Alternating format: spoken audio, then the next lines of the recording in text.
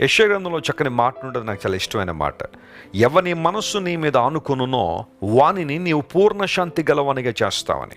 దేవుని మీద ఎవరైతే ఆనుకుంటారో వారికి దేవుడిచ్చే ప్రశాంతత, శాంతి ఎలాంటిదంటే పూర్ణ శాంతి అన్నాడు. ఇంగ్లీష్లో పర్ఫెక్ట్ పీస్ అనే మాట ఉంటుంది.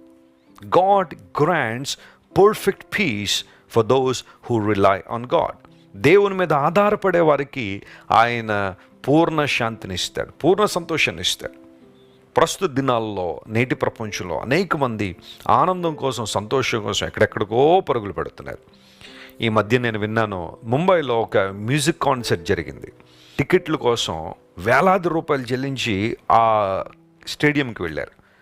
అక్కడ పాడుతున్న పాటలు, అక్కడున్న లైటింగ్స్, అక్కడున్న ఆ సౌండ్ ఎఫెక్ట్స్కి మనిషి ఏదో ఒక ఉల్లాసాన్ని, ఉత్సాహాన్ని పొందుతున్నట్టుగా భావిస్తున్నాడు. ప్రపంచంలో ఇలాంటి పనులు ఎన్నో జరుగుతున్నాయి. లోక సంబంధ కార్యాల్లో మనిషి తన మునుకలై ఆనందాన్ని, సంతోషాన్ని పొందాలనుకున్నాడు. కానీ అది ఎంతకాలం ఉంటుంది? కొంతకాలం ఉండి గతించిపోయేదే. శాశ్వతమైన ఆనందం కాదు. వీటి యందు నాకు సంతోషం లేదు అని చెప్పే రోజులు వస్తాయట. ఈరోజు ఏదైతే నీకు ఆనందాన్ని ఇస్తుందో, ఏదైతే సంతోషాన్ని ఇస్తుందో, బహుశా ఒకనాడు అవి నీకు ఇవ్వకపోవచ్చు.